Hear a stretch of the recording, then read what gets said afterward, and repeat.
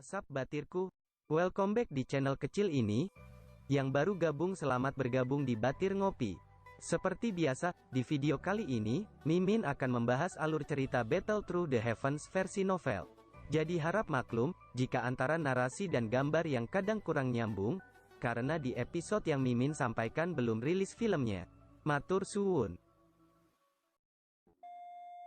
Kamu siapa? Anda benar-benar berani untuk menghina pendahulu dari Mystic Cloud Sect kami?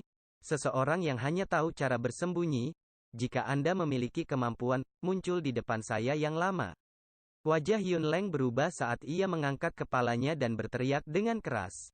Haha, jika Anda ingin saya mengungkapkan diri saya akan mengungkapkan diri saya sendiri. Orang lain mungkin takut dengan Mystic Cloud Sect Anda, tetapi saya tidak sedikit pun takut. Tawa keras sekali lagi terdengar. Ketika tawa itu jatuh, penghalang energi yang sudah hampir runtuh akhirnya berubah menjadi pecahan energi yang merembes ke udara setelah ledakan, sebelum perlahan-lahan menghilang. Dengan hancurnya penghalang energi, wajah hampir 100 diakon Mystic Cloud Sect di pohon-pohon di sekitarnya menjadi pucat tiba-tiba. Segera, seteguk darah segar dimuntahkan secara liar. Yun Leng mengabaikan para diakon yang memuntahkan darah. Dia mengangkat kepalanya dan matanya dikunci dengan saksama pada ruang kosong. Pada saat tertentu, udara di tempat itu tiba-tiba mulai beriak. Bayangan hitam perlahan muncul setelah beberapa saat. Sesaat kemudian, sesosok manusia yang mengenakan jubah hitam muncul di depan mata semua orang entah dari mana. Ketika sosok hitam itu muncul, ekspresi Hai Bodong, Jia Xingtian, Fama, Yun Leng dan yang lainnya di lapangan, tiba-tiba berubah secara drastis. Ini adalah Dou Huang yang kuat? Jia Xingtian perlahan menghirup udara dingin. Suaranya mengandung kejutan yang tidak bisa disembunyikan. Kamu siapa? Mata Yun Leng menatap tajam pada orang berjubah hitam di langit. Tubuh pihak lain, yang dipenuhi dengan benang Qi yang kuat, menyebabkan ujung jari Yun Leng gemetar. Kamu bisa memanggilku Ling Ying? Orang berjubah hitam perlahan-lahan menundukkan kepalanya dan mengungkapkan wajah tua yang gelap sementara dia tersenyum dan menjawab. Kamu bukan warga Kekaisaran Jiama. Tatapan Yun Leng dengan hati-hati memeriksa tubuh orang berjubah hitam yang menyebut dirinya Ling Ying. Segera, dia tampaknya telah menemukan sesuatu dan menjerit kaget. Aku tentu saja bukan seseorang dari Kekaisaran Jiama. Namun, siapa yang menetapkan aturan bahwa tidak ada orang lain selain warga Kekaisaran Jiama yang dapat memasuki negara ini? Orang berjubah hitam yang menyebut dirinya Ling Ying tertawa. Yun Leng mengerutkan kening dan menghirup udara dalam. Dia menekan kepanikan di hatinya, menangkupkan kedua tangannya dan berkata dengan suara yang dalam kepada Ling Ying di langit, teman ini, Kekaisaran Jiama tidak mencegah siapapun memasuki negara ini. Namun, masalah hari ini adalah masalah internal Mystic Cloud Sect. Tolong jangan gegabah campur tangan. Setelah masalah ini selesai, Mystic Cloud Sect kami akan memperlakukan Anda sebagai tamu VIP. Kamu benar-benar bisa bicara. Ling Ying tertawa. Tetapi dia menggelengkan kepalanya. Dia berbalik dan matanya melayang ke arah Hai Bodong dan Xiao Yan yang telah bergerak bersama dan mendesah. Sayangnya, aku yang lama berada di bawah perintah seseorang. Hari ini, aku harus membawa lelaki kecil bernama Xiao Yan ini pergi tanpa dia kehilangan sehelai rambut pun. Mendengar ini, ekspresi Yun Leng berangsur-angsur menjadi gelap dan serius. Sudut mulutnya berkedut dan pandangan berhantu melintas di matanya. Teman, meskipun aku tidak tahu persis siapa kamu, itu bukan tindakan yang bijaksana untuk menyinggung Mystic Cloud Sect kami dengan cara ini. Yun Leng berkata dengan lembut dan serius. Haha, apakah Mystic Cloud Secte sehebat itu? Meskipun kata-katanya memiliki beberapa bobot dalam Kekaisaran Jiama, itu hanyalah faksi tingkat kedua jika dibandingkan dengan yang lain dari benua Douqi. Apakah Anda punya hak untuk berbicara dengan saya dengan cara ini? Beberapa tahun ini, Anda belum pergi dan memahami dunia luar. Ling Ying tertawa keras. Tawanya mengandung ejekan yang menyebabkan wajah Yun Leng menjadi hijau. Namun, karena Dou Huang ini kuat dan memiliki latar belakang yang tidak diketahui, Yun Leng tidak berani langsung menyerangnya. Jadi itu adalah orang kuat yang datang dari benua. Jia Xingtian menyipitkan matanya dan menyaksikan Ling Ying di langit. Meskipun keluarga kekaisaran juga telah mengirim sejumlah besar orang di seluruh benua, saya tidak memiliki kesan sedikit pun dari orang yang disebut Ling Ying ini. Saya pikir dia harus menjadi seseorang yang berlatih di pengasingan.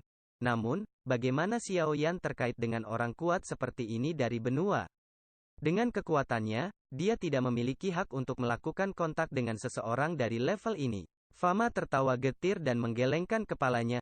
Peristiwa yang terjadi saat ini menjadi semakin berantakan. Latar belakang Xiao Yan juga menjadi lebih dan lebih misterius. Dari penampilannya, jika orang menghitung Hai Bodong dan Ling Ying ini, sisi Xiao Yan sebenarnya memiliki dua Do Huangs. Jika kita menambahkan Magical Base yang misterius itu, Mystic Cloud Sekte tampaknya tidak mampu menjaga Xiao Yan di belakang dalam line-up ini sebelum Yun Yun kembali. Jia Xingtian perlahan-lahan membelai janggutnya yang pendek dan berkata, dengan situasi yang berkembang ke titik ini, Yun Leng harus hati-hati menimbang keuntungan dan kerugiannya. Menyinggung Xiao Yan yang memiliki barisan seperti itu hanya untuk Mo Cheng hanya kehilangan lebih banyak daripada yang akan dia dapatkan. Fama berkata dengan lembut. Sekarang, kita hanya bisa melihat apa yang Yun Leng rencanakan.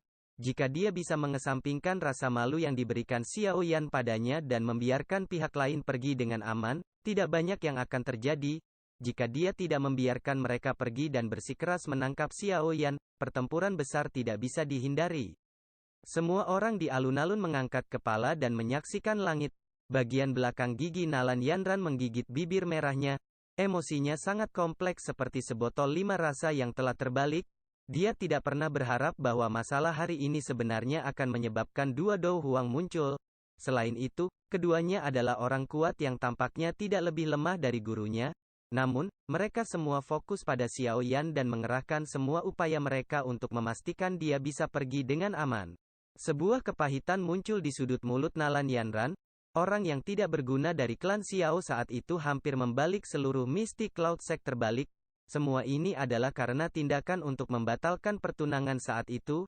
Mungkin, itu karena provokasi yang benar-benar menyebabkan Tuan Muda Xiao Yan yang awalnya tidak berguna ini berubah total.